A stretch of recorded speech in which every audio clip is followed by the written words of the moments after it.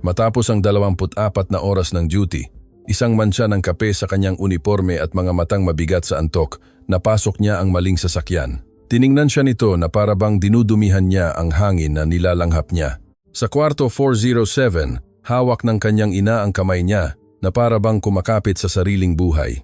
Lumabas ka sa kotse ko ngayon. Ang boses ay humiwa sa hangin na parang talim. Nagulantang si Christina, bumilis ang tibok ng puso, hindi maintindihan ng isang segundo kung nasaan siya. Ano ang nangyari?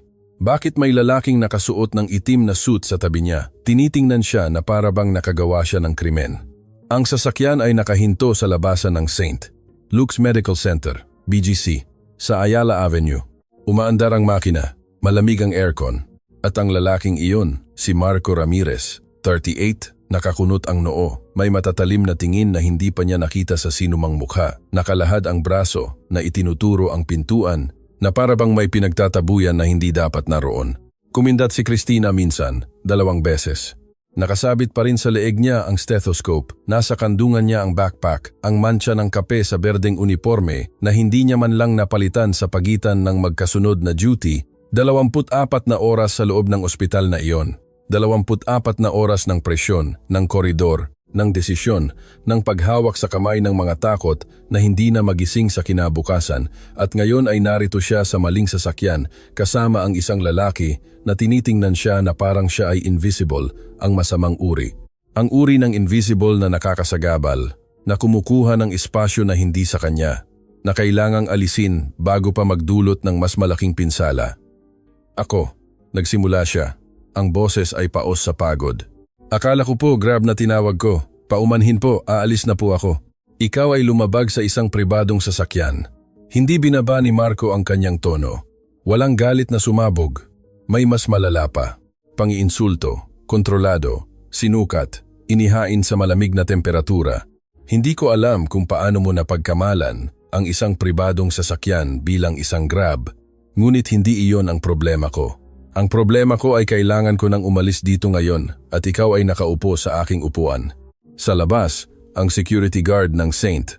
Luke's Medical Center, isang lalaking nasa 50s ang edad na si Mang Jose, nakilala si Christina sa pangalan, na alam niyang kape na walang asukal ang iniinom niya at palaging nagtatanong tungkol sa kanyang anak kapag nagkikita sila sa koridor, ay huminto at nakatingin. Hindi dahil gusto niya, kundi dahil sa boses ni Marco, na mayroong uri ng autoridad na nagpapahinto sa mga tao nang hindi nila namamalayan. Isang grab car na naghihintay sa pila ang bumusina minsan, pagkatapos ay 2 beses. Walang pasensiya ang trapiko sa Ayala Avenue para sa seremonya. Naramdaman ni Christina ang init na umakyat sa kanyang mukha. Hindi ito kahihiyan. Ito ay isang bagay na mas malalim, mas matanda, ang pakiramdam na tiningnan bilang mas mababa, na ang kanyang pagod ay binaliwala, na ang kanyang 24 na oras ng serbisyo ay itinuring na walang kaugnayan sa harap ng 2 minutong abala ng isang tao na hindi pa kailanman nagpalipas ng buong gabi na nakatayo upang alagaan ang ibang tao. Huminga siya ng malalim, kinuha ang backpack, dahan-dahang isinukbit ang strap sa balikat at bago buksan ang pintuan, tiningnan niya ito. Hindi sa galit, hindi sa luha, kundi sa matalim, malinaw na tingin na tanging ang mga natuto nang manatiling nakatayo kapag lahat ng bagay ay bumibigat ang kayang ipagpatuloy. Isang pagkakamali lang po iyon, sabi niya sa matatag at mahinang boses. Hindi ako hihingi ng paumanhin dahil pagod ako. At lumabas. Ang pintuan ay sumara ng may tuyong kaluskos. Hindi bumagsak, hindi dramatiko. Mas malala pa, ito ay puno ng dignidad. At ang dignidad sa sandaling iyon ay mas mabigat kaysa sa anumang sagot na maaari niyang ibinigay. Nakatingin pa rin si Mang Jose. Nang dumaan si Christina sa kanya patungo sa bangketa, binuksan niya ang bibig na parang may sasabihin. Bahagyang umiling si Christina. Huwag po muna ngayon. At nagpatuloy sa paglakad. Ang kanyang mga hakbang ay matatag sa mainit na simento ng Maynila, ang maingay at walang pakialam na lungsod sa paligid, tulad ng dati. Tulad ng palaging mangyayari. Sa loob ng sasakyan, pinalo ni Marco ang palad sa likod ng upuan sa harap. Umalis na tayo, Benny. Ang driver. Si Benny, 45, tahimik tulad ng bawat profesional na natutong hindi umiral sa mga usapan ng amo, ay nagsimulang magmaneho ng walang imik Ngunit ang kanyang mga mata ay nagpakita ng isang segundo sa rearview mirror, hindi dahil sa kapabayaan, kundi sa hindi sinasadyang pagiging tao. Si Marco ay hindi nakita o ayaw makita. Nakatingin siya sa kanyang cellphone. 4 na missed calls mula sa numerong nakasave bilang St. Luke's Private, Lola Elena.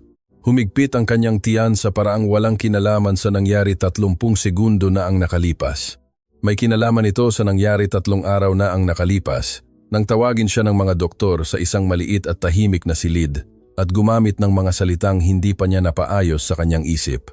Ang kanyang ina, si Lola Elena Ramirez, 67, ay 11 araw nang nakakonfine at lumalala ang kalagayan. Natagpuan ni Cristina ang tamang grab car, 2 bloke ang layo. Sumakay siya, inihagis ang backpack sa upuan, inihilig ang ulo sa malamig na bintana at ipinikit ang mga mata. Hindi siya umiyak. Iyon ang detalye na hindi maintindihan ng sinuman tungkol sa kanya. Si Cristina Reyes, 34, isang nurse sa ICU na may 8 taon ng karanasan, ay hindi umiiyak sa harap ng sinuman. Hindi dahil hindi siya nakakaramdam, kundi dahil natuto siya sa unang taon pa lamang ng propesyon na ang ilang sakit ay nangangailangan ng pribadong lugar upang umiral at ang koridor ng ospital, ang upuan ng sasakyan o ang bangketa ng isang abalang abinida ay hindi ang lugar na iyon. Ang naramdaman niya habang dumaraan ang Maynila sa bintana sa anyo ng liwanag at anino at busina ay isang halo na pamilyar sa kanya, kawalan ng katarungan at pagod. Hindi ito bago, kundi mga matatagal ng kasama. Pumasok siya sa propesyong iyon na alam niyang magiging invisible siya sa halos lahat ng oras. Natatawagin siya ng mga tao kapag kailangan siya at titingnan siya sa pamamagitan niya kapag hindi na siya kailangan. Natuto siyang hanapin ang halaga ng kanyang trabaho, hindi sa panlabas na pagkilala, kundi sa maliliit at tunay na sandali, ang kamay ng isang pasyente na humahawak sa kanya sa gitna ng hating gabi. Ang ngiti ng isang tao na dumating na may takot at umuuwi na may pag-asa sa St. Luke's Medical Center. Dumating siya 3 linggo na ang nakalipas upang takpan ang isang bakanting posisyon sa pribadong ward ng ika-4 na palapag. At sa loob ng 3 linggo ay naging malapit siya sa isang pasyente sa kwarto 407, si Lola Elena. Isang babaeng may puting buhok, buhay na mga mata, at isang paraan ng pagngiti na nagpapalaki ng kaunti sa silid, na nagtatanong sa pangalan ng bawat isa, na naaalala na kahit sa mga araw ng matinding paghihirap ay nakakahanap ng isang mabait na salita upang ialok. Hindi alam ni Cristina sa sandaling iyon sa grab car habang pilit niyang hindi isipin ang lalaki sa kotse na may anak si Lola Elena. Hindi niya alam ang pangalan nito, hindi niya alam kung ano ito. Alam lamang niya na inaantay siya araw-araw at araw-araw ay hindi ito dumadating sa tamang oras. Dumadating ito ng huli at umuuwi ng maaga at hindi kailanman nagrereklamo si Lola Elena. Tinitingnan lamang ang pintuan ng may ngiti ng isang natuto nang baguhin ang kawalan sa paghihintay. Marami siyang kailangan gawin, sabi ni Lola Elena minsan habang inaayos ni Cristina ang IV sa suporta. Lagi naman, bata pa lang siya ay siya na ang nagbuhat ng lahat mag-isa, pero mabuti ang puso niya anak. Nakabaon lang sa ilalim ng maraming mabibigat na bagay. Ngumiti si Cristina, naisip, lahat ng ina ay ganyan ang sinasabi. Naisip, hindi ako ang dapat humatol. At nagpatuloy sa pagtatrabaho tulad ng dati, nang may pag-iingat, nang may presensya, nang may tahimik na atensyon na gumagawa ng pagkakaiba kahit walang nakatingin. Nang gabing iyon, dumating si Cristina sa kanyang apartment sa Pasig City, naligo, nagpainit ng sopas na natira, at umupo sa mesa ng kusina na may malinis na uniforme na nakatupi sa upuan sa tabi. Handa para sa duty kinabukasan, dahil natuto na siyang ang tunay na pahinga ay nagsisimula kapag huminto ka na sa pagpapaliban ng lahat. Tiningnan niya ang uniforme sandali. Naisip ang lalaki sa sasakyan, ang malamig na boses, ang nakalahad na braso, na itinuturo ang pintuan. Nakaupo ka sa upuan ko na para bang siya ay isang bagay na maling nakalagay, na parang ang 24 na oras ng pag-aalaga sa ibang buhay ay maaaring mabura ng 2 minutong abala ng isang taong hindi kailanman kinailangan na maging invisible upang makaligtas. Hinipan niya ang mainit na sabaw at nagpasya sa sandaling iyon kung ano ang ipapasya ng sinumang may dignidad. Ang kalimutan, ang magpatuloy. Bukas ay isa pang araw, isa pang duty, iba pang pasyente na nangangailangan sa kanya ng buo. Hindi napunit ng mga alaala ng mga mayabang na estranghero sa mamahaling sasakyan. Ang hindi niya alam at ang desisyon na ng tadhana na may tahimik na kalupitan na tanging ang tunay na buhay ang kayang gumawa, ay ang paglimot ay hindi isang opsyon dahil kinabukasan nang itulak niya ang pintuan ng kwarto 407 na may medical chart sa kamay at ang ngiti ay nabuo na para kay Lola Elena. Mayroong isang lalaki na nakatayo sa tabi ng bintana, nakatalikod, nakasuot ng madilim na suit, mga balikat ay nakakunot na parang may buhat na mundo nang hindi humihingi ng tulong. At nang lumingon siya, nang ang kanyang malamig na mga mata ay nakatagpo ng mga mata niya, ang pagkilala ay sabay, brutal at ganap na walang takas. Ito siya, ang lalaki sa kotse. At sa unang pagkakataon mula noong gabing iyon, ang mukha ni Marco Ramirez ay nawalan ng isang bahagi ng kanyang baluti sa isang iglap. Ang katahimikan ay tumagal ng wala pang 3 segundo, ngunit ito ay uri ng katahimikan na hindi nawawala pagkatapos na nananatili sa katawan, sa tensyon ng balikat, sa paraan kung paano humihinto ang sirkulasyon ng hangin sa pagitan ng 2 tao na nagkakilala sa pinakamalalang posibleng sandali. Hindi umurong si Cristina, hindi pinakita ang panginginig ng kanyang kamay habang hawak ang medical chart, hindi pinayagan ang kanyang mukha na maglabas ng anuman maliban sa ligtas na ilabas. Profesionalismo, presensya.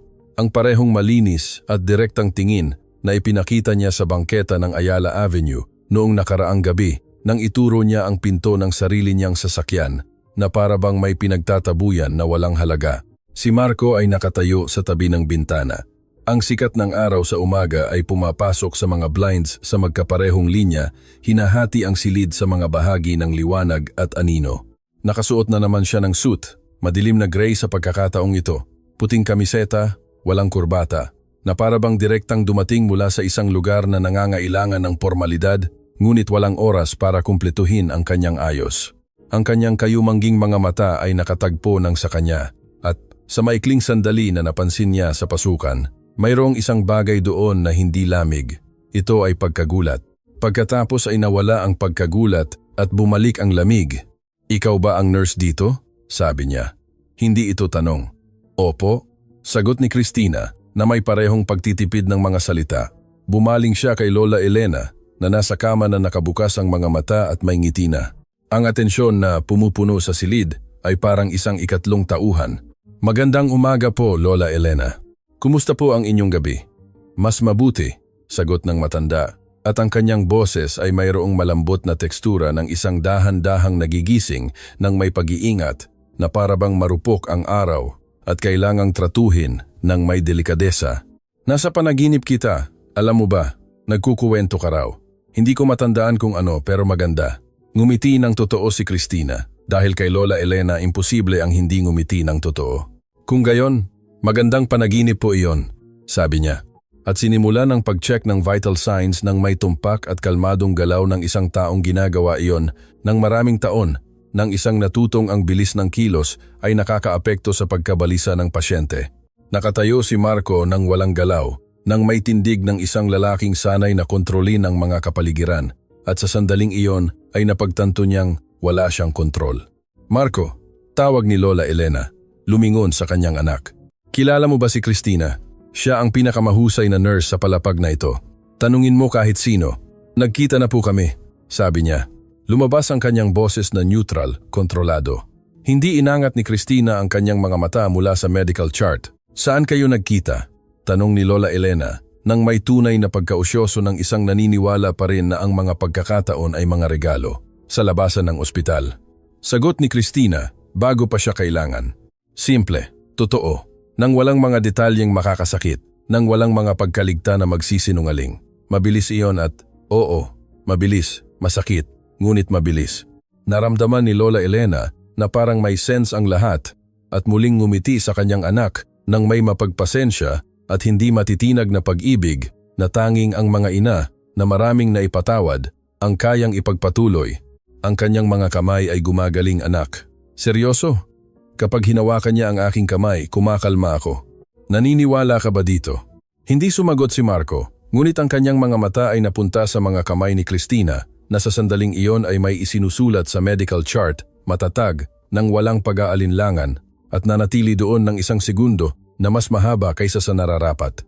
Umalis siya sa kwarto 20 minuto pagkatapos, nang dumating ang doktor na responsable sa kaso para sa morning rounds. Nanatili si Cristina, tulad ng protocol upang samahan ang serbisyo, itala ang mga oryentasyon at tiyakin na naiintindihan ni Lola Elena ang bawat impormasyon nang hindi natatakot sa mga teknikal na bokabularyo na kung minsan ay nakakalimutan ng mga doktor na isalin. Si Dr.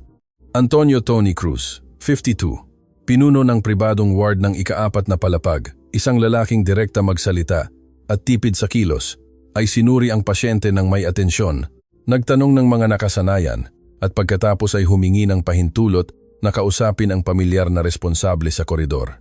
Nanatili si Cristina kay Lola Elena.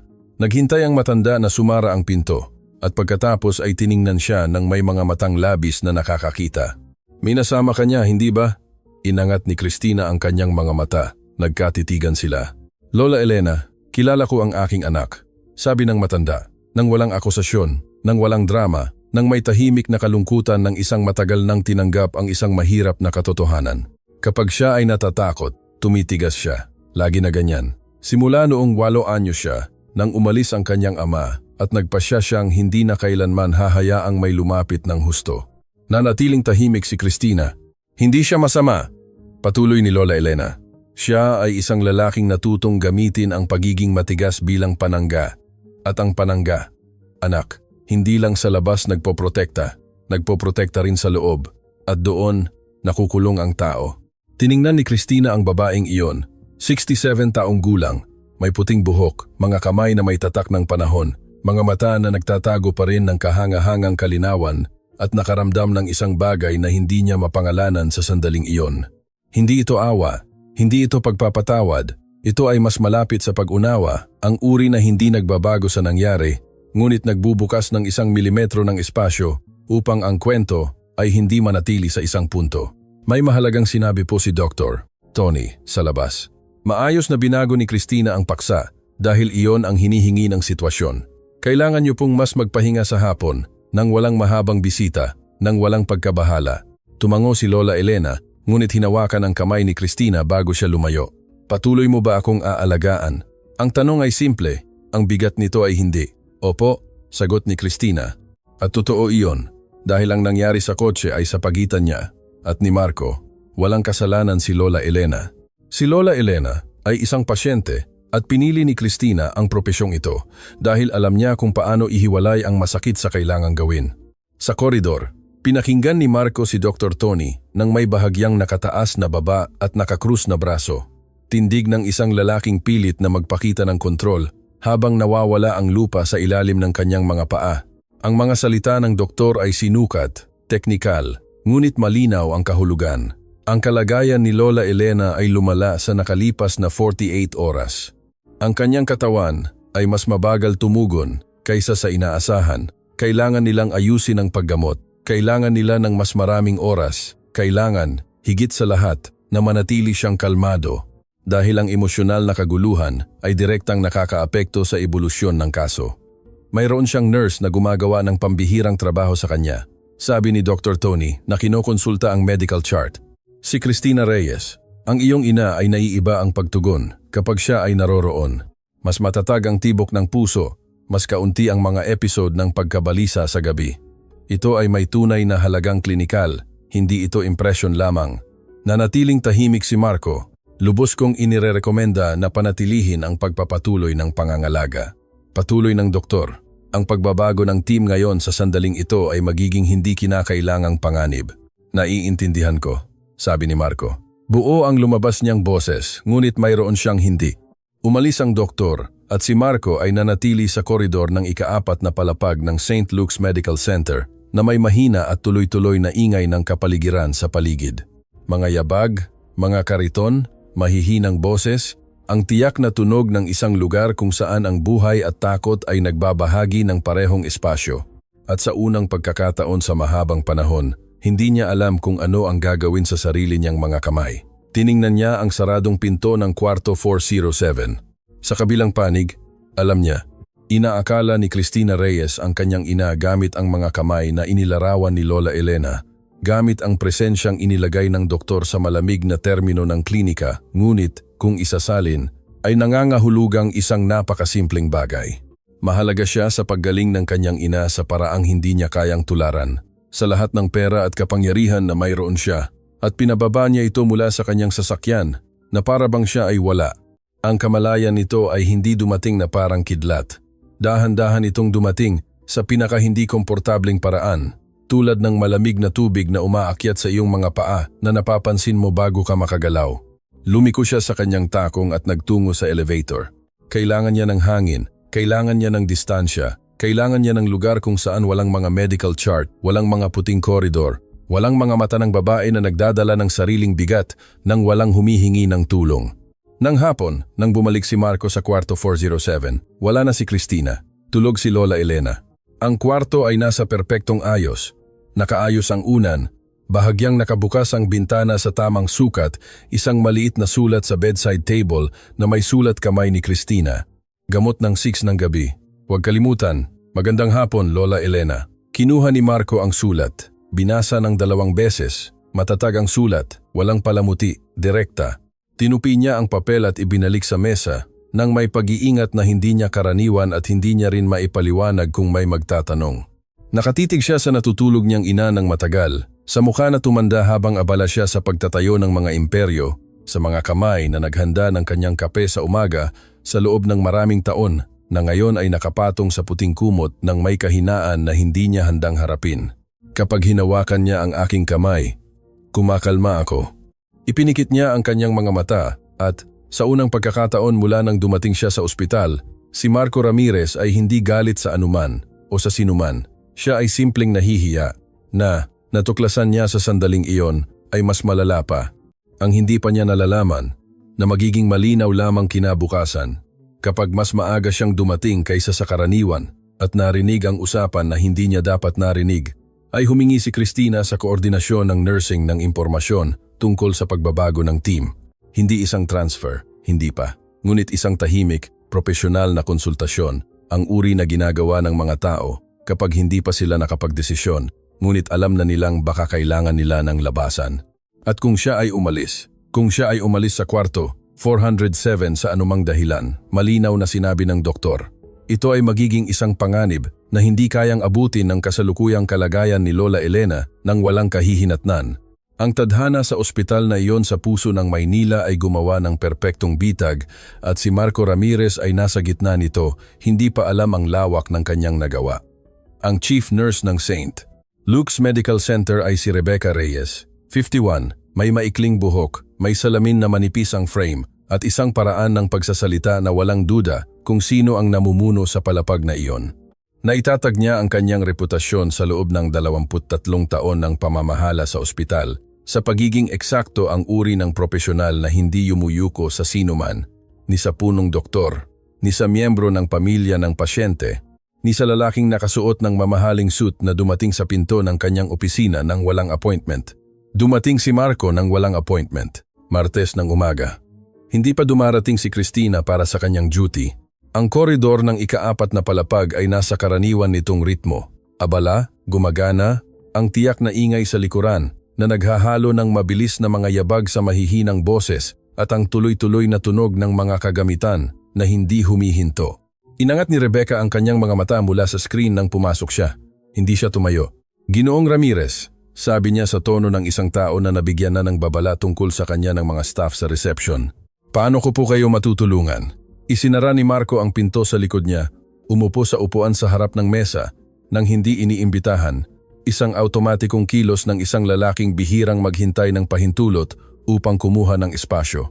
Gusto kong tiyakin na manatili sa kwarto 4000 ang nurse na responsable sa kaso ng aking ina, direkta niyang sabi.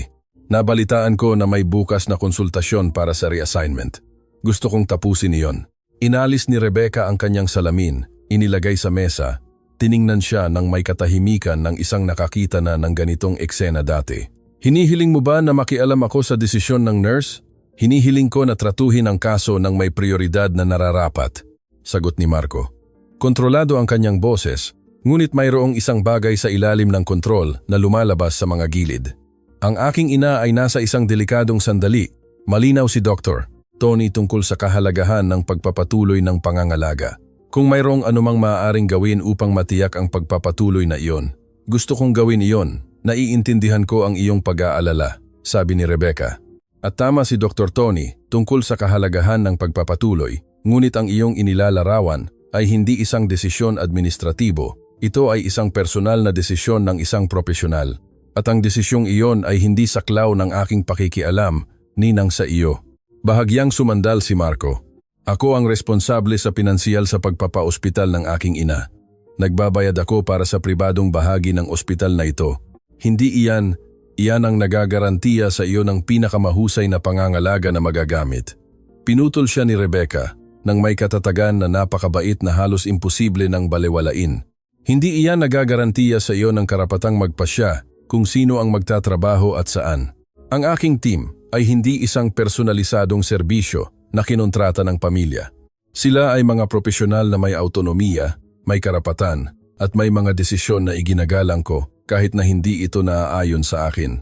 Ang katahimikan na nanatili ay tumagal ng ilang segundo. Tumayo si Marco, kinabit ang kanyang palito ng may mekanikal na kilos, tiningnan si Rebecca nang may ekspresyon ng isang lalaking hindi sanay umalis sa isang silid nang wala ang kanyang hinahanap. Kung may anumang update tungkol sa kalagayan ng aking ina, sabi niya, gusto kong ipaalam agad. Tulad ng dati, sagot ni Rebecca at isinuot na muli ang kanyang salamin. Umalis siya at si Rebecca ay nakatingin sa saradong pinto sandali, hindi sa galit, kundi sa ekspresyon ng isang kumpirmadong matagal ng hinala tungkol sa isang tiyak na uri ng tao. Dumating si Christina sa ospital, 40 minuto pagkatapos. Pumasok sa gilid na pinto, tulad ng dati niyang ginagawa, nagpalit ng uniforme sa third floor na palikuran at umakyat sa hagdan. Matandang ugali. Mula sa mga panahong laging sira ang elevator sa dating ospital na pinagtrabahuhan niya, at isinama na lamang niya ang hagdan bilang bahagi ng ritual ng pagdating. Si Mang Jose ay nasa control post sa ground floor nang dumaan siya. Tinawag siya nito sa pangalan, Christina. Huminto siya. Umurong ng 2 hakbang. Iba ang ekspresyon ng security guard kaysa sa karaniwan. Hindi ito ang ekspresyon ng isang lalaking nagtatanong tungkol sa kanyang anak at nagkokomento tungkol sa panahon. Ito ay ekspresyon ng isang taong may tinatago at pinag-iisipan kung dapat niya bang sabihin o hindi. Ang lalaking iyon sa kotse, sabi niya na pinababa ang boses. Nandito siya kaninang umaga, umakyat sa ika-4 na palapag. Nanatili doon ng mga 20 minuto bago bumaba. Nanatiling tahimik si Christina. Hindi ko alam kung ano ang ginawa niya, patuloy ni Mang Jose. Pero naisip kong dapat mong malaman dahil dito sa loob, nagtutulungan tayo. Ito ay isang simpleng pangungusap. Ang uri na hindi kailangan ng paliwanag upang tumagos ng malalim. Salamat po Mang Jose, sabi niya. Tumango ito at bumalik sa kanyang pwesto. Nanatiling nakatayo si Christina sandali sa koridor ng ground floor at ang bagong impormasyong iyon ay bumibigat sa paraang hindi pa niya maayos na maorganisa. Dumating siya bago pa siya. Umakyat siya sa ika-4 na palapag, hindi upang makita ang kanyang ina, dahil sinabi ni Lola Elena noong nakaraang araw na palagi siyang dumadating pagkatapos ng alas 10. Alas 8 pa lang o patapos pa lang. Umakyat siya sa hagdan ng mas mabilis kaysa sa karaniwan. Naghihintay si Rebecca sa pintuan ng opisina ng koordinasyon. Hindi ito karaniwan. Hindi naghihintay si Rebecca sa pintuan ng sinuman. Nanatili si Rebecca sa opisina at ang mga tao ang pumapasok. Pumasok ka, sabi niya. Pumasok si Christina, umupo, tiningnan ang coordinator. Nang may kalmadong atensyon ng isang natuto na ang masamang balita ay hindi lumiliit kung masyado kang naghahanda para dito. Ang kamag-anak mula sa 407 ay narito, sabi ni Rebecca nang walang pasakalye. Humingi na matiyak ang iyong pananatili sa kaso gamit ang argumentong pinansyal. Pinikit ni Christina ang kanyang mga mata ng kalahating segundo. Sinabi kong hindi, patuloy ni Rebecca. Nilinaw ko na ang iyong desisyon ay iyong desisyon. At walang sinuman ang makikialam dito. Ngunit naisip kong kailangan mong malaman dahil may karapatan kang malaman kung ano ang nangyayari sa paligid ng iyong pangalan. Salamat, sabi ni Christina. Buo ang kanyang boses, ngunit mayroong isang bagay sa ilalim nito na hindi. Ang konsultasyon sa reassignment na iyong binuksan, inilagay ni Rebecca ang kanyang mga kamay sa mesa. Kailangan ko ng sagot hanggang bukas. Hindi dahil pinipilit kita, kundi dahil mayroon akong ibang profesional na naghihintay ng posisyon at hindi ko maaaring iwanan ang proseso na bukas ng mas matagal. Tumango si Christina. Naiintindihan ko. Alam mo kung ano ang nakataya sa klinika, sabi ni Rebecca. Hindi ito banta, ito ay katotohanan. Malinaw si Dr. Tony. Hindi ko ito sinasabi para italika.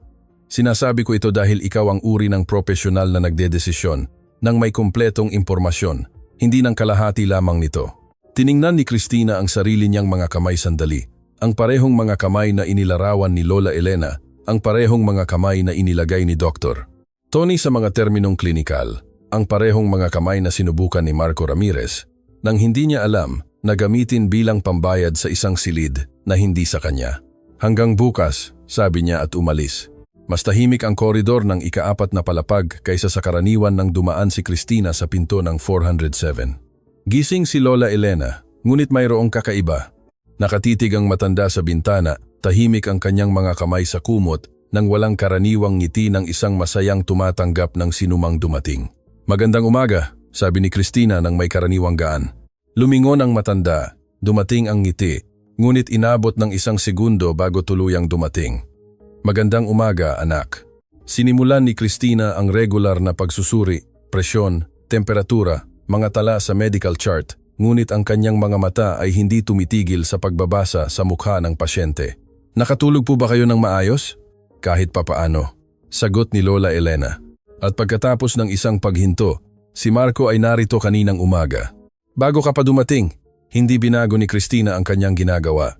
Alam ko, sabi niya ng neutral. Pinanood niya akong matulog ng matagal. Patuloy ng matanda na may mahina, mapag-isip na boses. Nang imulat ko ang aking mga mata, inilayo niya ang kanyang tingin, gumawa ng mukha na parang sinusuri lang ang kanyang cellphone. Nagbigay siya ng isang malungkot at eternal na ngiti sa parehong oras. Lagi na niyang ginagawa iyon simula bata.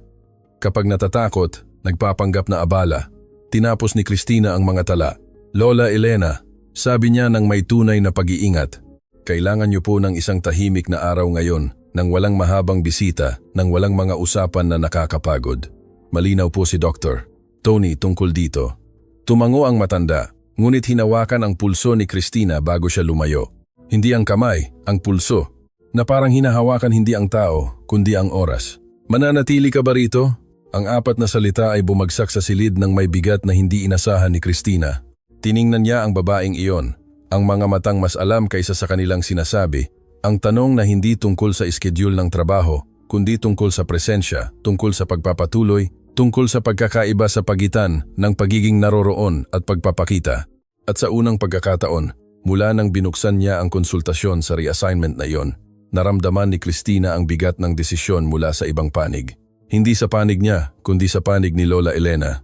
Narito ako ngayon, sagot niya ng totoo. Nang hindi nangangako ng higit pa sa kanyang kaya. Binitawan ng matanda ang kanyang pulso. Tumango siya ng may tahimik na dignidad ng isang natutong tumanggap ng ibinibigay nang hindi humihingi ng hindi garantisado. Umalis si Cristina sa kwarto nang may matatag na hakbang at huminto sa koridor. Nakatalikod sa saradong pintuan, nakatingin sa dingding sa harap. 24 na oras para magdesisyon. Ang manatili ay nangangahulugang manatili sa parehong palapag kasama ang lalaking sumira sa kanya sa loob ng 2 minutong lamig, isang bagay na binuo niya sa loob ng maraming taon ng dignidad. Ang umalis ay nangangahulugang iwanan ang isang 67 taong gulang na babae na walang ibang ginawa kundi ang hawakan ang kanyang kamay na para bang kumakapit sa sariling buhay, nang wala ang tanging mukha na nagpapatahimik sa kanya kapag masyadong mabigat ang gabi. Walang malinis na paglabas. At iyon ay eksaktong sa sandaling iyon, nang siya ay nag-iisa sa koridor, pinag-iisipan ang imposible na bumukas ang elevator sa dulo ng koridor at lumabas si Marco Ramirez, nagkita silang dalawa ng sabay. Sa pagkakataong ito, walang sinuman sa kanila ang agad na nag-iwas ng tingin. At sa pagkakataong ito, sa kanyang mukha ay mayroong isang bagay na hindi lamig, hindi pagkagulat, hindi ang kontroladong kayabangan ng lalaki sa kotse, kundi pagkakasala, tunay na pagkakasala. Ang uri na hindi kayang ipagkunwari na wala. Ngunit ang pagkakasala, alam ni Cristina ng mas mahusay kaysa sa sinuman. Hindi ito kapareho ng pagbabago, at natuto siya sa loob ng 8 taon sa ICU, sa mahabang gabi na hawak ang kamay ng mga takot, na ang distansya sa pagitan ng pagdamdam at pagkilos ay maaaring eksakto ang espasyo kung saan nawawala ang mga tao. Lumihis siya, pumasok sa hagdanan, at iniwan siya sa koridor na may bigat ng lahat ng kailangan pa niyang patunayan. Hindi natulog si Cristina. Hindi ito insomniyang nanggagaling sa wala, nang walang dahilan, nang walang mukha. Ito ay insomniang nanggagaling sa isang desisyon na bumibigat sa kanyang dibdib na parang isang konkretong bagay na may hugis, may gilid, may bigat na nagbabago sa bawat pagsubok mong maghanap ng komportabling posisyon. Humiga siya sa kanyang kama sa apartment sa Pasig City, nakatingin sa kisame ng may hindi komportabling kalinawan ng isang nakakaalam na sa kaibuturan ng kanyang puso kung ano ang kanyang gagawin, ngunit hindi pa handa na tanggapin ang kapalit nito. Ang manatili, hindi para sa kanya, hindi kailanman para sa kanya, kundi para sa kanya, para kay Lola Elena, para sa mga kamay na humawak sa pulso, na parang humahawak sa oras, para sa mga matang mas alam kaysa sa kanilang sinasabi, at gayon paman ay pinili ang pagtitiwala. Pumasok si Cristina sa propesyong ito dahil sa isang simpleng dahilan na hindi nabura ng panahon. Naniniwala siya na ang pag-aalaga sa isang tao ay isa sa tanging tunay na walang pag-iimbot na gawa na kayang gawin ng isang tao. Walang audience sa isang hating gabi sa ICU. Walang pagkilala sa isang koridor ng alas, 3 ng umaga. Mayroon lamang ang tunay, pisikal, tuloy-tuloy na presensya ng isang taong pumili na manatili kapag bumibigat ang lahat. Ang iwanan si Lola Elena upang protektahan ang kanyang sariling pagmamataas ay hindi dignidad. Ito ay eksaktong kabaligtaran. Nananatili siyang nakatingin sa kisame ng mas matagal. Naisip ang kanyang ina na nawala ng maaga. Naisip ang kanyang lola na nagpalaki sa kanya ng may mga kamay na namaga at isang bukas na puso na nagsabi minsan sa isang maliit na kusina na may amoy ng kape na sinala sa tela na hindi natin pinipili ang sakit na natatanggap natin, ngunit pinipili natin kung ano ang gagawin natin dito, na ang pagdala ng sakit ng may dignidad ay hindi kahinaan, ito ang pinakatahimik at pinakatunay na uri ng lakas na umiiral. Itinago ni Cristina ang pahayag na iyon sa isang lugar na hindi niya ipinapakita kaninuman. At nang madaling araw na iyon, sa kama ng maliit na apartment na kanyang nakamit sa maraming taon ng double shift at pagtalikod sa mga weekend, ang pahayag na iyon ay bumalik hindi bilang aliw, kundi bilang kompas. Alam niya kung ano ang gagawin. Palagi nang alam. Kailangan lang ng oras para tanggapin ang kapalit. Dumating siya sa ospital 40 minuto bago magsimula ang duty. Hinanap niya si Rebecca bago pa man magpalit ng uniforme. Mananatili po ako, sabi niya sa pinto ng opisina ng koordinasyon. Tiningnan siya ni Rebecca ng isang segundo. Tumango. Ire-record ko ang desisyon mo. Wala nang iba pang sinabi. Hindi na kailangan. Nagpalit si Cristina ng uniforme, umakyat sa hagdan, itinulak ang pintuan ng kwarto 407 at nakita si Lola Elena nagising na may tasa ng tsaa na lumalamig sa bedside table at ang mga mata ay nakatingin sa bintana na para bang may inaantay na hindi pa dumarating. Nang pumasok si Cristina, lumingon ang matanda at ang ngiting dumating sa pagkakataong ito ay hindi nagtagal. Ito ay agaran, ito ay buo, at mas malaki ang naging halaga kay Cristina kaysa sa anumang desisyon na ginawa niya noong nakaraang gabi. Dumating si Marco bandang 10:15 ng umaga. Si Cristina ay nasa nursing station sa koridor nang lumabas siya ng elevator. Berding uniforme, medical chart sa kamay, tindig ng isang gumagawa ng eksaktong kailangang gawin at hindi nangangailangan ng pag-apruba ng sinuman para dito. Huminto siya ng ilang metro mula sa kanya. Pwede ba tayong mag-usap? Naka-duty ako. Sagot niya nang hindi inaangat ang tingin sa medical chart. Mabilis lang. Ginoong Ramirez, sabi niya. At sa pagkakataong ito ay tiningnan niya ito ng direkta tang walang pag-iwas. Kung tungkol sa iyong ina, kausapin mo si Dr. Tony. Kung tungkol sa schedule, kausapin mo ang koordinasyon. Kung tungkol sa iba pang bagay, hindi ito ang oras o lugar. Nakatayo siya, bahagyang nakakunot ang kanyang panga, ang mga salita na kanyang inihanda, at halata na inihanda niya ito. Mayroong isang sanay na paninigas sa kanyang tindig, na nawawala bago pa lumabas sa ibabaw. Sige, sabi niya, at nagtungo sa kwarto ng kanyang ina. Ibinaba ni Cristina ang kanyang tingin sa medical chart. Naroon ang mga titik, ngunit hindi siya nagbabasa. Iniisip niya kung paano maaaring sumakop ang isang tao ng napakaraming espasyo sa isang koridor nang walang ginagawa kundi umiral. Kung paano maaaring baguhin ng presensya ng isang tao ang ritmo ng hangin sa paligid nang hindi naman gusto ng sino man sa kanila na mangyari iyon. Kung paano kawalan ng katarungan, lubos, tahimik na kawalan ng katarungan na ang lalaking sumira sa kanya sa loob ng 2 minuto ng lamig, ay ngayon ay naglalakad sa parehong koridor kung saan siya nagtatrabaho na parang ang mundo ay patuloy na umiikot sa parehong bilis ng dati. Nagpatuloy ba? Siyempre nagpatuloy. Hindi lang madaling tanggapin iyon bago mag-almusal. Ang nangyari 2 oras pagkatapos ay wala sa plano ng sinuman. Ang cardiac monitor sa kwarto 407 ay nag-alarm bandang 12:53 ng tanghali. Si Christina ang unang pumasok. Nasa koridor siya nang wala pang 10 metro mula sa pinto. Sa likod niya, sa loob ng ilang segundo, dumating ang nursing technician na si Pat Garcia at si Dr. Tony na sa kasamaang palad ay nasa palapag pa rin at nagbibisita. Gising si Lola Elena, ngunit nawalan ng kulay ang kanyang mukha at may hirap sa paghinga na wala kaninang umaga, isang nakikitang paghihirap na para bang mas mabigat ang hangin kaysa sa nararapat. Lola Elena, sabi ni Christina sa boses na ginagamit niya sa ganitong sitwasyon. Matatag, malapit, nang walang alarma. Narito po ako. Tingnan niyo po ako. Tumitig ang matanda. Takot ang kanyang mga mata. Hindi ang uri ng takot na pumaparalisa, kundi ang tahimik na uri ng isang nakakaramdam na ang kanyang katawan ay gumagawa ng isang bagay nang walang pahintulot. Iba ang pakiramdam ko, sabi ni Lola Elena. Ang kanyang boses ay mas mahina kaysa sa karaniwan. Alam ko po, narito po ako. Dahan-dahan po kayong huminga. Si Dr. Tony ang sumunod sa protocol. Nanatili si Christina sa tabi ni Lola Elena. Hawak ang kanyang kamay. Ginagampanan ang tungkulin na hindi kayang gampanan ng doktor at lahat ng instrumento sa kwarto ng mag-isa. Ang pagpaparamdam sa babaeng iyon na hindi siya nag-iisa sa kanyang pinagdadaanan. Mayroong ritmo sa ginagawa nila na tanging ang mga nakagawa na ng maraming beses ang nakakaalam. Hindi ito automatiko. Hindi kailanman automatiko dahil bawat tao ay magkaiba. Bawat kamay ay humahawak ng magkaiba. Bawat paghinga ay may tiyak na takot sa loob nito.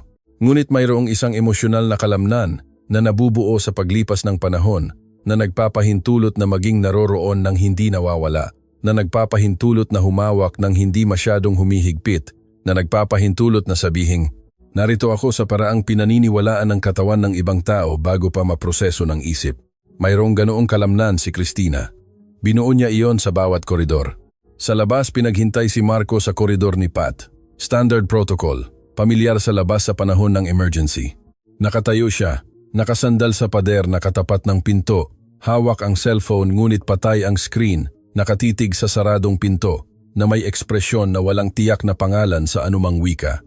Ito ang mukha ng isang anak, nakakaintindi pa lang ng totoo na ang kanyang ina ay mortal, hindi bilang konsepto, kundi bilang realidad. At mayroong isang tiyak na kalupitan sa puti at tahimik na koridor na iyon sa katotohanan na siya ay nasa labas, nakatayo, walang magawa, habang sa loob ay mayroong isang babae na kanyang tinrato bilang invisible, ginagawa ang eksaktong hindi niya kayang gawin, ang manatili. 22 minuto pagkatapos, lumabas si Dr. Tony sa kwarto. Sumulong ng 2 hakbang si Marco. Nagbago ang kanyang kalagayan. Sabi ng doktor nang may maingat na pagiging objektibo ng isang pumipili ng bawat salita. Hindi ito kritikal na emergency sa sandaling ito, ngunit ito ay isang warning sign na kailangan nating seryosohin. Aayusin natin ang kanyang gamot at dagdagan ang pagsubaybay sa mga susunod na oras. Kailangan niya ng ganap na pahinga, ng walang emosyonal na kaguluhan, ng walang mahabang pagbisita. Kailangan kong pumasok, sabi ni Marco. 5 minuto, sagot ni Dr. Tony. Hindi na higit pa riyan at walang anumang makakapagpagulo sa kanya. Tumango si Marco. Naghintay na lumayo ang doktor. Inilagay ang kamay sa doorknob at huminto. Dahil bahagyang nakabukas ang pinto, hindi sapat upang makita ng marami, ngunit sapat upang marinig. Ang boses ni Christina, mahina at tuloy-tuloy, ay umabot sa pamamagitan ng pagitan. Napakalakas ng loob niyo po ngayon. Alam niyo po ba? At ang boses ni Lola Elena, mas mahina, mas buo. Natakot ako anak. Alam ko po, nakita ko, at nanatili po kayo. Iyan ang tapang. Isang paghinto. Gusto niyo po bang manatili ako hanggang makapasok si Marco? Manatili ka, sabi ni Lola Elena. Simple, nang walang pag-aalinlangan. Kung gayon mananatili ako. Binitawan ni Marco ang doorknob, nanatili sa koridor na may mga salitang nag-echo sa paraang hindi niya kayang kontrolin. Hindi ang mga salita ni Christina, kundi ang sa kanyang ina. Natakot ako anak.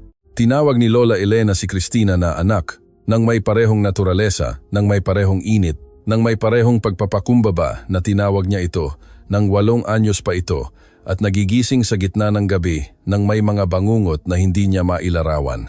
At may isang bagay doon, hindi inggit, hindi eksakto, na dumating kay Marco na parang isang salamin na hindi niya hiningi at hindi siya handang harapin. Ilang gabi ang pinagpalipas ng kanyang ina sa ospital na iyon bago siya dumating. Ilang madaling araw ang nalampasan hindi ng anak, kundi ng isang babaeng nakasuot ng berdeng uniforme na may stethoscope sa leeg, na nanatili dahil pinili niyang manatili, hindi dahil sa kontraktual na obligasyon, hindi dahil sa protocol, kundi dahil siya ang uri ng tao na hindi kayang gumawa ng iba. Ilang beses, tiningnan ni Lola Elena ang pinto, naghihintay sa kanya, at nakita si Cristina. Dahan-dahan niyang itinulak ang pinto. Inangat ni Cristina ang kanyang mga mata. Nagkatitigan sila, hindi agad umalis. Naghintay ng isang segundo, tinapos ang pag-aayos ng unan ni Lola Elena nang may tumpak at maingat na kilos. May ibinulong sa matanda na hindi niya narinig, at pagkatapos ay tumayo. Dumaan siya rito para umalis, at sa sandaling iyon, nang wala pa siyang 1 metro ang layo, nang naghalo ang amoy ng ospital at ng kape, na ininom niya ng maaga sa hangin ng maliit na silid. Sinabi ni Marco ng mahina ang boses, halos hindi sinasadya. Salamat, huminto si Cristina, hindi lumingon. Nanatili siyang nakatalikod sa kanya ng 2 segundo, na mas mabigat kaysa sa anumang talumpati na maaaring inihanda niya. At pagkatapos ay umalis ng hindi sumasagot, hindi dahil sa lamig, hindi dahil sa kalupitan, kundi dahil ang salamat sa sandaling iyon ay hindi pa sapat. Ang salamat ay ang pinakamadaling perang gastusin. Walang halaga, walang napatunayan, walang binago sa nangyari sa bangketa ng Ayala Avenue na may busina ng trapiko at nakatingin ang security guard at siya ay umalis na may backpack sa balikat at buo ang dignidad sa labas, ngunit wasak sa loob. Nagtungo siya sa nursing station, umupo sa upuan, binuksan ang medical chart ni Lola Elena at sinimulang itala ang serbisyo ng may matatag at regular na sulat kamay. Si Patricia Pat Garcia, ang nursing technician, 29, nakatali ang buhok, matatalim ang mga mata, ay dumating sa likod niya na may tasa ng kape at inilagay sa mesa nang walang salita. Isang kilos ng kasamahan na hindi kailangan ng paliwanag. Tiningnan ni Cristina ang tasa, tiningnan si Pat. Salamat. Nanatili ka? Mahinang sabi ni Pat. Alam ng lahat dito na nanatili ka. At alam ng lahat kung bakit. Hindi sumagot si Cristina, ngunit may roroong isang bagay sa kanyang mukha na, sa maikling sandali, ay nagpakita ng tunay na bigat ng kanyang daladala. Hindi pagsisisi sa desisyon na manatili, kundi ang pagod sa pagiging malakas sa lahat ng sandali, sa lahat ng koridor, sa harap ng lahat ng tingin, nang walang ligtas na lugar upang huminto lamang, nang hindi kailanman masabi, ngayon hindi ko kaya. Nang hindi kailanman, nagkaroon ng opsyon na maging ang taong nangangailangan ng pangangalaga sa halip na palaging ang taong nag-aalaga. Nanatili si Pat sa tabi niya sandali, wala nang sinabi, hindi na kailangan. Kung minsan, ang pinakamalaking anyo ng pangangalaga ay ang hindi na lang umalis.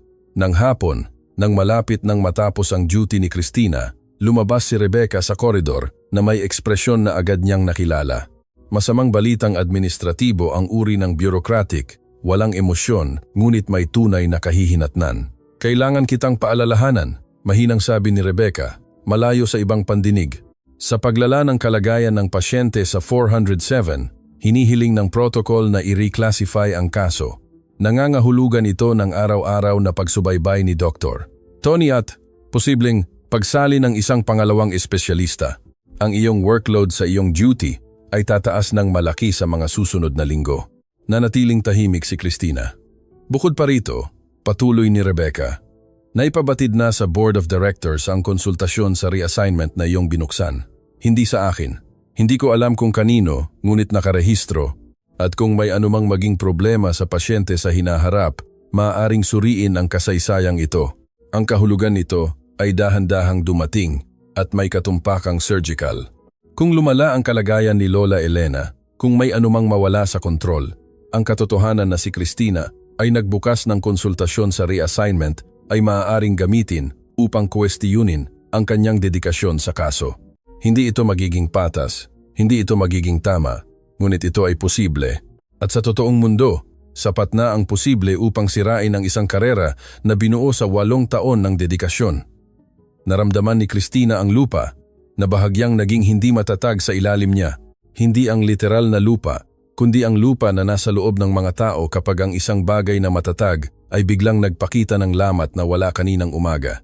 Mayroong nagpalabas ng impormasyon na iyon sa board at alam ni Christina nang may katiyakan na hindi kailangan ng patunay kung sino ang nasa ospital ng maaga upang makakuha ng ganitong uri ng administratibong datos, kung sino ang umakyat sa ika-4 na palapag bago siya dumating, kung sino ang nagtangkang gumamit ng impluensya upang malutas ang hindi kayang bilhin ng pera at sino, ng tanggihan, ay nag-iwan ng mga bakas na ngayon ay nagbabanta sa isang buong karera. Hindi ito sinadyang kasamaan. Alam niya iyon. Ito ang uri ng pinsala na sanhi ng mga makapangyarihang tao nang hindi namamalayan dahil sanay na silang maglipat ng mga piyesa na nakakalimutan nilang may pangalan ang mga piyesa, may kasaysayan, may 8 taon ng night shift, at isang lola na nagturo na ang dignidad ay hindi mapagkasunduan, ngunit tapos na ang pinsala at kailangan niyang pasanin ang mga kahihinatnan ng isang desisyon na hindi man lang sa kanya. Naiintindihan ko, sabi ni Christina kay Rebecca. Buo ang kanyang boses sa kabila ng hirap. Kung may kailangan ka, sabi ni Rebecca. Bukas ang pinto ko. Tumango si Christina.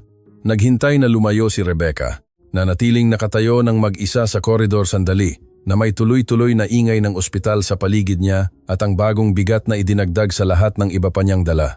Tiningnan niya ang saradong pintuan ng kwarto 407, sa landas sa pagitan ng kung nasaan siya at kung saan siya kailangan makarating, at naintindihan niya na ang manatili ay ang tamang desisyon, ngunit ang presyo ng paggawa ng tama sa mundong ito ay bihira na may diskwento. Hindi pa tapos ang labanan, nagbago lamang ito ng anyo at nakatayo pa rin siya sa ngayon. Ang liham ay nasa mesa ng opisina ng koordinasyon nang dumating si Christina kinabukasan ng umaga. Hindi ito karaniwang sobre, ito ay uri ng dokumento na nakasulat sa letterhead na may logo ng institusyon sa kaliwang sulok sa itaas at wikang tila neutral, ngunit hindi. Wikang binuo ng mga taong natutong magdulot ng pinsala gamit ang bokabularyo ng protocol. Nakaupo si Rebecca sa kabilang dulo ng mesa. Walang kape, walang pambungad na usapan, tanging ang papel at ang mabigat na katahimikan ng isang kailangang magbigay ng isang bagay na ayaw niyang ibigay. Nagbukas ang board ng internal na investigasyon, sabi ni Rebecca, tungkol sa kaso ng kwarto 407. Tiningnan ni Christina ang papel ng hindi hinahawakan. Batay sa ano? Batay sa naitalang konsultasyon sa reassignment, kasama ang isang ulat na may tensyon sa pagitan mo at ng pamilyar na responsable sa kaso. Huminto si Rebecca. Hindi ko sinasabing sumasang-ayon ako, sinasabi ko kung ano ang nakasulat. Tension, ulit ni Christina.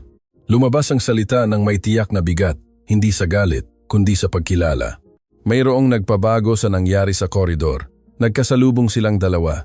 Siya ay umiwas. Siya ay sumubok magsalita upang maging ebidensya ng propesyonal na alitan. Kinuha ang katotohanan at inikot ito ng ilang degrees, sapat para baguhin ang tila totoo nang hindi kailangan magsinungaling ng buo. Ito ay isang eleganteng golpe. Ang uri na gumagana lamang kapag ang taong gumagawa nito ay may mas malaking kapangyarihan kaysa sa taong tumatanggap. Ang investigasyon ay hindi nangangahulugang parusa, patuloy ni Rebecca, ngunit nangangahulugan ito na habang ito ay bukas, hindi ka maaaring ilipat, hindi ka maaaring humiling ng transfer, at anumang problema sa pasyente ay susuriin sa ilalim ng kontekstong ito. Pinroseso ni Christina ang bawat salita nang may kalmado ng isang natutong na ang mabilis na reaksyon sa ganitong mga sitwasyon ay eksaktong inaasahan ng kabilang panig. Maari ko po bang makita ang ulat? Hindi pa. Ang proseso ay mayroong 48 oras na deadline upang magbigay ng dokumentasyon sa pinag-iimbestigahan. Naiintindihan. Kinuha niya ang papel, binasa, tinupi, ibinalik sa mesa. Magtatrabaho po ba ako ng normal? Oo, hanggang sa susunod na abiso. Tumayo si Christina. Kinabit ang kanyang puting coat nang may karaniwang tumpak na galaw.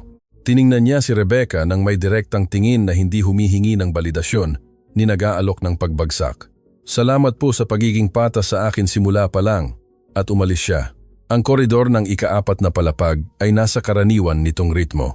Mga kariton, mga yabag, mahihinang boses, ang ospital ay gumagana ng may produktibong walang pakialam ng isang makina na hindi humihinto para sa anumang individual na sakit.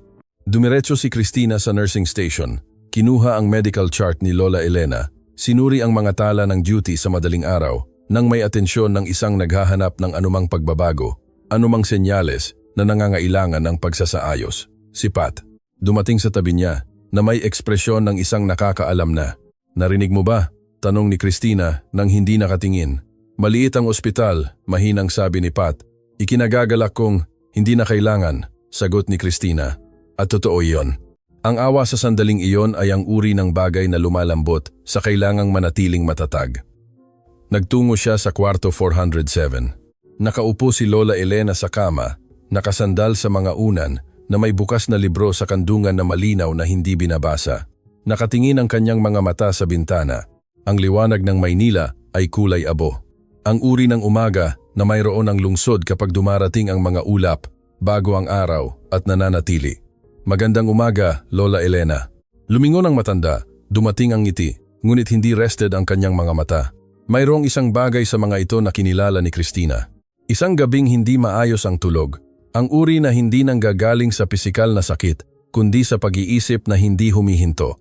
Magandang umaga, anak. Isang paghinto. Maayos ka ba? Sinimulan ni Christina ang regular na pagsusuri ng may karaniwang galaw. Opo. Kumusta po ang gabi? Mahaba, sabi ni Lola Elena at pagkatapos ay sa direkta at magiliw na paraan na siyang tanda niya. Si Marco ay nanatili ng gabi. Nag-usap kami. Hindi binago ni Christina ang bilis ng kanyang pagtatala. Mabuti po at nanatili siya. May sinabi siya sa akin, dahan-dahang sabi ng matanda na parang pumipili ng lupa bago humakbang. Na minasama kanya sa labas ng ospital bago mo pa ako alagaan. Na pinagsisihan niya iyon at hindi niya alam kung paano ayusin. Ang katahimikan na nanatili sa kwarto ay naiiba sa ibang mga katahimikan.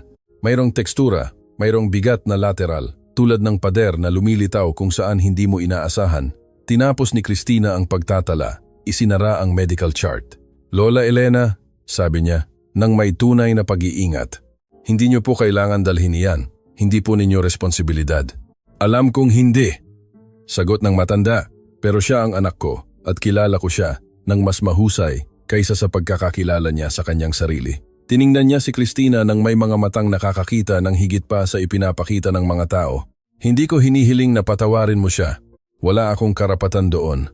Sinasabi ko lang sa iyo na siya ay may sirang puso sa paraang hindi pa niya kayang pangalanan. Tiningnan ni Christina ang babaeng iyon sandali.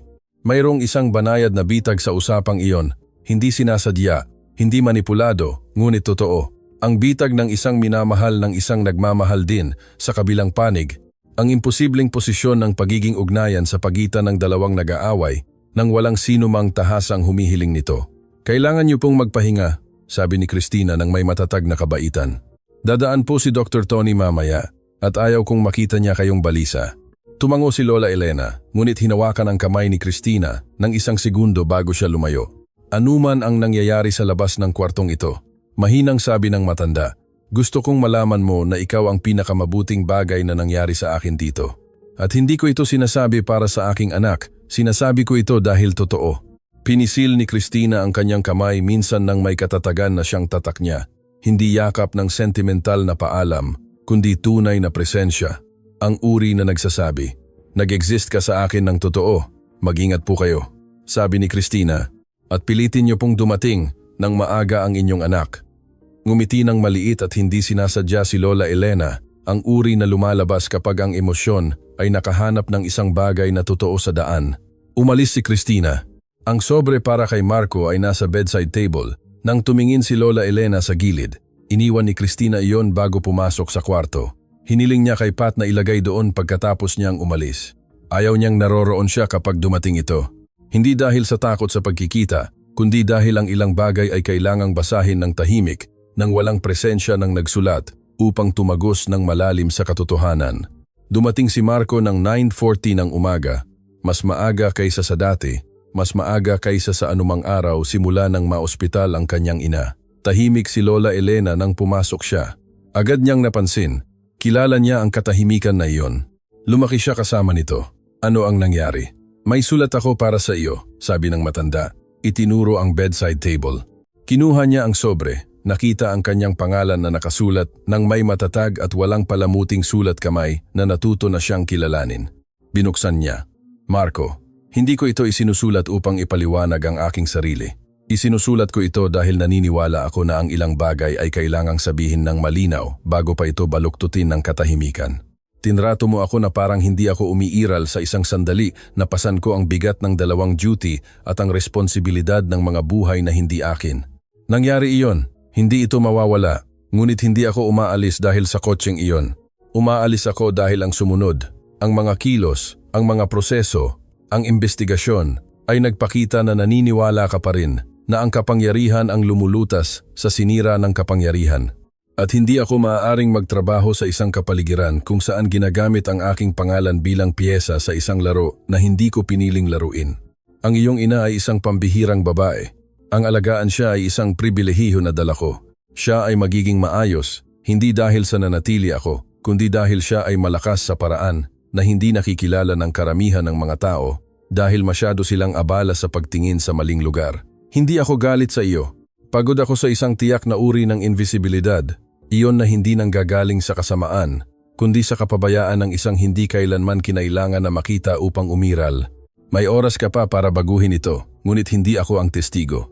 Kailangan itong mangyari dahil nagpasya ka, hindi dahil may nakatingin. Christina, binasa ni Marco ng 2 beses. Sa pangalawang pagkakataon, nanatili siyang nakatayo na may papel sa kamay nang matagal na hindi sinukat ni Lola Elena dahil sa 67 taon. Ay natuto na siyang ang ilang sandali ay hindi kasya sa orasan.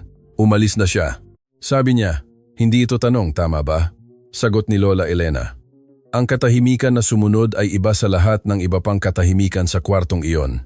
Mayroon itong tiyak na tekstura, ang sa isang bagay na hindi na mababawi, na lumampas na sa punto kung saan ang pagsisisi ay nagbabago pa rin ng anumang bagay at umabot na sa punto kung saan ang aksyon lamang ang mahalaga. Maingat na tinupi ni Marco ang sulat, inilagay sa loob na bulsa ng kanyang palito, hindi sa mesa, hindi sa bag, kundi sa bulsa na pinakamalapit sa dibdib. At pagkatapos ay ginawa niya ang isang bagay na hindi nakita ni Lola Elena mula nang siya ay siguro 12 taong gulang. Umupo siya sa gilid ng kanyang kama, hindi sa upuan ng bisita, kundi sa gilid ng kama, bilang anak, bilang isang taong sa wakas ay huminto sa pagpapanggap na dumadaan lamang. Nanay, sabi niya. Ang kanyang boses ay lumabas ng kakaiba, nang walang layer ng kontrol na narinig niya sa bawat usapan sa mga nakaraang taon. Nang umalis si tatay, nagpasya ako na hindi ko na kailangan ng sinuman. Nabubuuin ko ang lahat mag-isa at iyon ang magpoprotekta sa akin. Nanatiling tahimik si Lola Elena, nakikinig.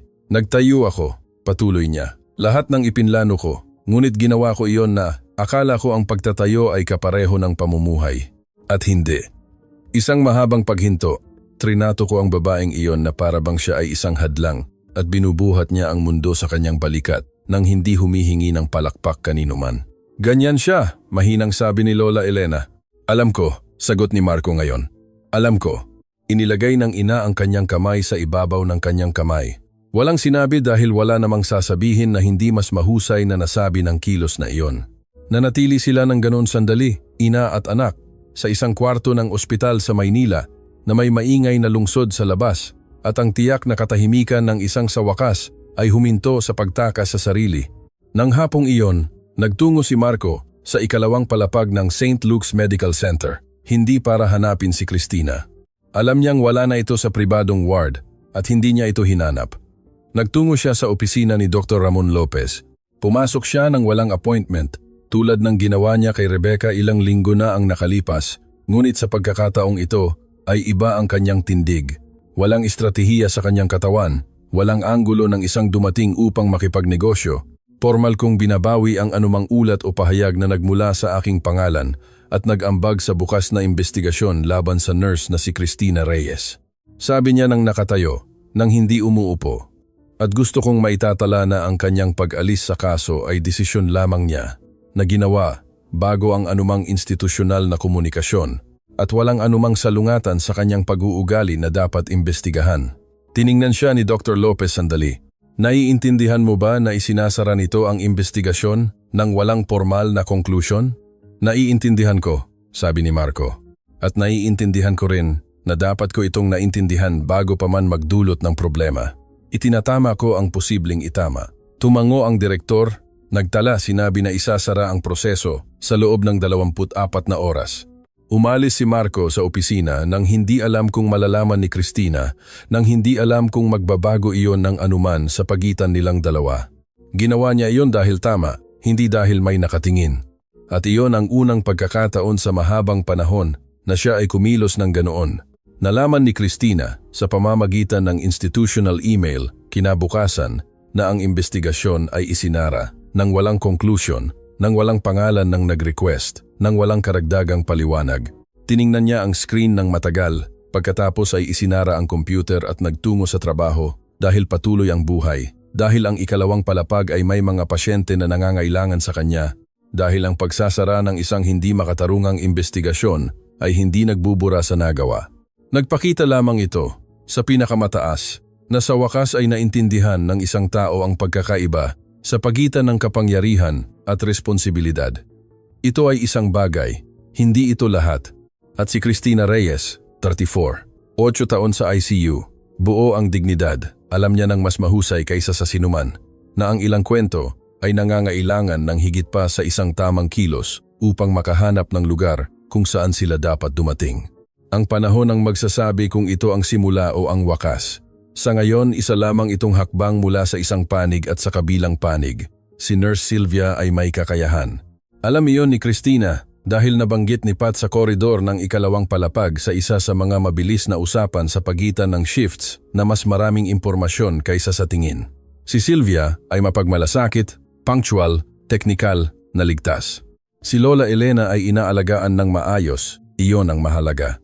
Inulit iyon ni Christina sa sarili niya sa mga sandaling masyadong tahimik ang koridor ng ikalawang palapag at ang kanyang isip ay dumudulas sa ikaapat na palapag ng walang pahintulot. Iba ang trabaho sa ikalawang palapag, mas mabilis ang ritmo, mas magkakaiba ang mga kaso, mas kaunting oras para sa ganitong uri ng matagal na presensya na binuo niya kay Lola Elena. Mabuti sa sarili nitong paraan.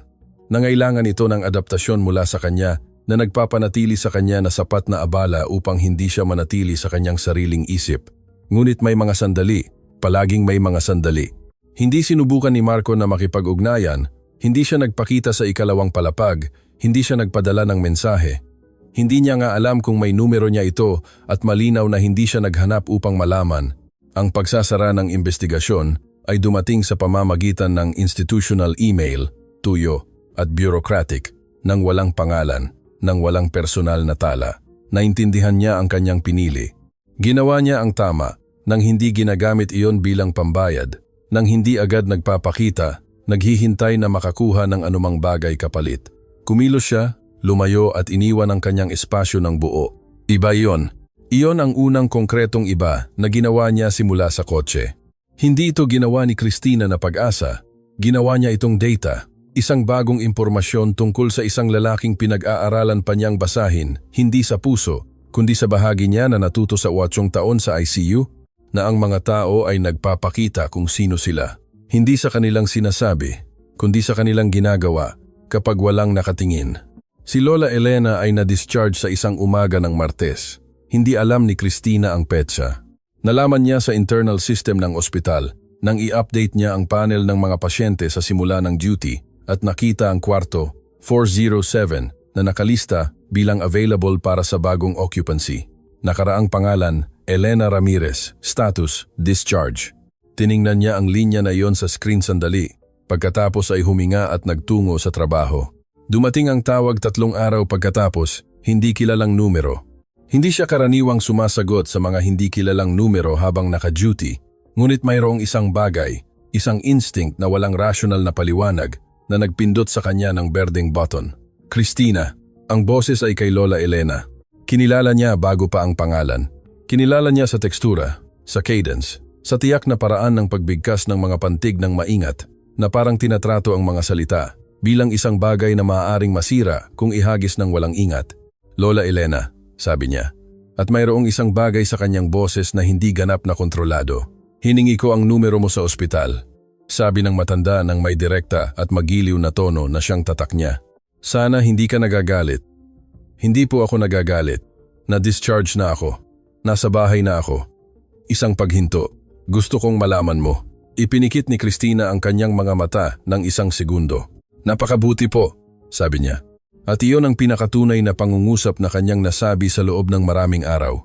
Napakalaki ng pagkawala mo, sabi ni Lola Elena. Simple, nang walay lang drama.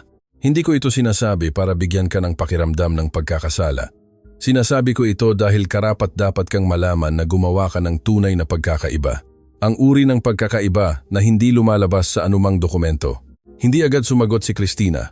Mayroong pressure sa likod ng kanyang mga mata na alam niya. Ang pressure ng emosyon na hindi nakahanap ng labasan, ng masyadong matagal at naghahanap ng siwang. Salamat po sa pagtawag. Nagawa niyang sabihin. May isa pa, sabi ni Lola Elena. At mayroong isang bagay sa tono, isang bahagyang gaan, ang uri na bumabalot sa isang delikadong paksa ng bulak bago ibigay. Gusto kang makita ni Marco. Hindi niya ako inutusan na sabihin ito. Hindi niya alam na tumatawag ako. Pero ako ay isang ina sa loob ng 28 taon at natuto ako na minsan kailangan natin ng tulong na hindi hiniling ng sinuman. Nanatiling tahimik si Christina. Nagbago siya, patuloy ng matanda. Hindi ako humihiling na paniwalaan mo ang aking salita. Hinihiling ko na bigyan mo ang iyong sarili ng pagkakataon na makita gamit ang iyong sariling mga mata. Ang gagawin mo pagkatapos niyan ay desisyon mo, palagi na. Ang katahimikan na sumunod ay naiiba sa mga naunang katahimikan ng kwentong ito. Walang tensyon, walang bigat ng imposibleng desisyon. Mayroon lamang ang bukas na espasyo ng isang bagay na wala pang hugis at maaaring magkaroon o hindi magkaroon. Pag-iisipan ko, sabi ni Christina. Iyon lang ang hinihiling ko, sagot ni Lola Elena. At may ngiti sa boses, malinaw, tulad ng liwanag na pumapasok sa bintana ng maaga sa umaga. 2 araw siyang nag-isip. Hindi nang may pagkabalisa. Hindi siya nagpuyat. Hindi nagbalik tanaw sa mga usapan. Hindi nagbuo ng mga sitwasyon. Nag-isip siya sa paraang iniisip niya ang mga desisyong mahalaga. Hinayaan niya ang tanong na umiral sa loob niya nang hindi pinipilit ang sagot at naghintay na dumating ang sagot mula sa tamang lugar. Dumating ito sa isang karaniwang umaga habang siya ay bumababa sa hagdan ng ospital. Pagkatapos ng duty at ang araw ng Maynila ay pumapasok sa bintana ng ikatlong palapag. Sa tiyak na paraan na mayroon ang lungsod sa ilang mga araw, ginto, mainit, ganap na walang pakialam sa katotohanan na ang ilang tao ay nasa gitna ng isang mahalagang bagay. Huminto siya sa ikatlong baitang at nalaman. Ang kapehan ay tinatawag na Kapehan ni Aling Nena at matatagpuan 2 bloke mula sa St. Luke's Medical Center. Ang uri ng maliit na lugar na umiiral sa mga siwang ng malalaking lungsod na may 4 na mesa, amoy ng kahoy at sariwang kape. Walang malakas na musika, walang pagmamadali. Si Christina ang unang dumating. Umorder ng kape. Umupo na nakaharap sa pinto. Pinili niya ang lugar. Itinakda niya ang oras. Nauna siyang dumating. Hindi dahil sa pagkabalisa, kundi dahil gusto niyang makatayo sa espasyo bago pa siya dumating. Ito ay isang maliit at ganap na sinasadyang pagkakaiba. Dumating si Marco pagkalipas ng 3 minuto. Walang suit, madilim na pantalon, isang simpleng kamiseta. Ang kanyang buhok ay hindi gaanong kontrolado kaysa sa anumang naunang pagkikita. At mayroong isang bagay sa kanyang tindig, hindi sa nakalaylay na balikat, hindi sa umiiwas na tingin, kundi sa isang uri ng pagiging bukas sa paraan ng kanyang pag-okupa sa espasyo na iba sa lahat ng nakita niya sa kanya. Hanggang sa panahong iyon, nakita siya nito, huminto ng 1 segundo, naglakad patungo sa mesa, umupo sa kabilang dulo. Hindi nagsimula sa paumanhin, hindi nagsimula sa inihandang talumpati, nagsimula sa tanging natira nang ang lahat ay nasabi na o nagawa na o sinubukan at nabigo. Salamat sa pagdating mo. Binalot ni Christina ang tasa ng kape ng kanyang 2 kamay. Tiningnan siya ng matalim na tingin na natuto na siyang kilalanin. Ang hindi humihingi ni nag-aalok, kundi tanging tapat na sinusuri. Dumating ako dahil gusto ko, sabi niya. Hindi dahil sa may nagkumbinsi sa akin. Alam ko, sagot niya. Sinabi sa akin ng nanay mo na tumawag siya. Ang nanay mo? Pagwawasto niya na may bahid ng tuyong humor na bago sa kanilang dalawa. Ngumiti siya ng maliit at hindi sinasadya. Ang uri na nakatakas kapag ang atensyon ay nakahanap ng isang bagay na hindi inaasahang tao sa daan. At pagkatapos ay seryoso siyang muli. Inilagi ko ang buong buhay ko na iniisip na ang kontrolin ang lahat ay kapareho ng alagaan ang lahat, sabi niya.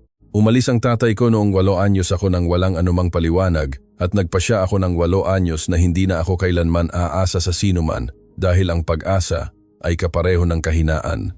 Isang paghinto, binuo ko ang buong buhay ko sa ibabaw niyan at nagtagumpay. Hanggang sa araw na natakot akong mawala ang aking ina at nakita ko ang isang pagod na babae sa isang kotse at tinrato ko siya na parang ang kanyang pagod ay abala ko. Nakinig si Christina nang hindi sumasabat. Hindi ko ito sinasabi upang ipaliwanag ang aking sarili. Patuloy ni Marco, walang paliwanag. Sinasabi ko sa iyo dahil isinulat mo sa isang liham na kumilos ako na parang nalutas ng kapangyarihan ang sinira ng kapangyarihan. At tama ka. At mas matagal ang inabot ko kaysa sa nararapat upang tunay na maintindihan iyon. Lumamig ang kape sa mga kamay ni Christina. Ano ang ginawa mo sa board? Sabi niya pagkaraan ng ilang sandali. Binawi ang mga ulat, isinara ang investigasyon. Iyon ang pinakamababa. Sabi niya nang walang pag-aalinlangan. Tama nga, sumang-ayon siya. At ginawa mo nang hindi inaasahan na malalaman ko. Hindi siya sumagot dahil wala namang idaragdag na hindi magpapababa sa kilos. Tiningnan ni Christina ang tasa, pagkatapos ay siya. Hindi ko alam kung ano ito, sabi niya nang may direktang katapatan na siyang tanda niya. Hindi ko alam kung ito ay simula ng isang bagay o simpleng pagtatapos ng isang kwento na nagsimula ng masama. Hindi ako magpapanggap na alam ko. Hindi ko rin alam, sagot ni Marco. At mayroong isang tiyak na kaginhawaan sa pag-amin na iyon. Ang kaginhawaan ng dalawang matatanda na huminto sa pagpapanggap na mayroon silang mga sagot na wala sila. Ang alam ko, patuloy ni Christina, ay dumating ako rito at mas marami na ito kaysa sa naisip kong gagawin ko ilang linggo na ang nakalipas. Tiningnan ni Marco ang babaeng iyon sandali. Ang babaeng umalis sa kanyang sasakyan na may backpack sa balikat at buo ang dignidad, ang nanatili sa isang ospital nang ang lahat ay nagtutulak sa kanya na umalis, ang nagsulat ng isang liham na walang hinihingi at nagbigay ng lahat, ang nagpakita sa maliit na kapehan na iyon sa Maynila, hindi dahil sa kinumbinsi, kundi dahil gusto niya. Maaari ba akong magtanong ng isang bagay? Sabi niya, maaari. Ang mancha ng kape sa uniforme, sabi niya, at mayroong isang bagay sa boses na halos nahihirapan magpatuloy. Nang gabing iyon sa kotse nakita ko at naisip ko, huminto siya, huminga. Naisip ko ang isang bagay na kinahihiya kong naisip. At kailangan mong malaman na alam ko na ngayon kung ano ang tunay na kahulugan ng mancha na iyon. Tiningnan ni Christina siya. Ano ang kahulugan nito? Tanong niya. Hindi ito pagsubok, ito ay tunay. Na ikaw ay nagtatrabaho habang ako ay natutulog, sabi niya. Na nagpalipas ka ng maraming oras na nakatayo, na nag-aalaga ng mga tao na hindi mo pamilya sa isang suweldo, na hindi nagbabayad sa halaga nito sa isang sistema na bihirang magpasalamat. Isang paghinto. At nang sa wakas ay huminto ka, napasok ka sa maling kotse dahil masyado kang pagod para mapansin, at tinrato kita na para bang ikaw ang problema. Ang katahimikan na sumunod ay ang pinakamalinis sa buong kwento.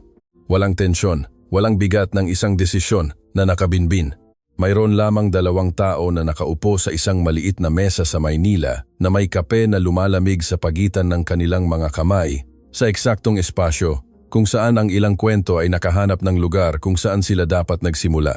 Tiningnan ni Christina siya ng matagal at pagkatapos ay ginawa ang isang bagay na walang sinuman sa kanila ang nagplano. Itinulak niya ang tasa sa gitna ng mesa, isang maliit na galaw, halos hindi napapansin, at sinabi, mag-order ka pa ng isang kape para sa akin. Hindi ito deklaradong pagpapatawad, hindi ito inihayag na romansa, hindi ito resolusyon na nakabalot ng laso, ito ay isang tasa ng kape, ito ay manatili ng mas matagal. Ito ay para sa isang natutong basahin ang sinasabi ng mga tao kapag wala silang sinasabi, eksaktong sapat. Tinawag ni Marco ang attendant. At sa unang pagkakataon mula noong gabing iyon sa Ayala Avenue, mayroong sa pagitan nilang dalawa na hindi pagkakasala, hindi distansya, hindi tensyon ng isang hindi pa alam kung masusugatan. Ito ay oras, tunay, kasalukuyan ng walang pagmamadali. Ang uri na lumilitaw lamang kapag ang dalawang tao ay sa wakas ay huminto sa pagtakas at nagpasya ng walang anumang garantiya upang makita kung ano ang nasa kabilang panig ng katahimikan. Sa labas, ang Maynila ay patuloy na maingay. Siksik, walang pakialam tulad ng dati. Ngunit sa maliit na mesang iyon na may amoy ng kape at kahoy at liwanag ng umaga na pumapasok sa bintana, may isang bagay na nakahanap ng lugar kung saan ito dapat naroroon. Hindi perpekto, hindi walang kapalit, ngunit totoo. At ang totoo natutunan ni Christina Reyes sa bawat koridor ng bawat ospital na pinagtrabahuhan niya ay palaging higit pa sa sapat para magsimula. Ilang linggo pagkatapos, sa araw na umakyat si Lola Elena sa altar bilang dama de honor ng kanyang sariling anak na may ivory na damit na may ngiti na nagpapalaki ng silid, huminto siya sa tabi ni Christina ng isang segundo bago lumakad. Wala siyang sinabi, hinawakan lang ang kamay nito ng isang beses sa parehong paraan na ginagawa niya sa kwarto 407 na para bang kumakapit sa sariling buhay.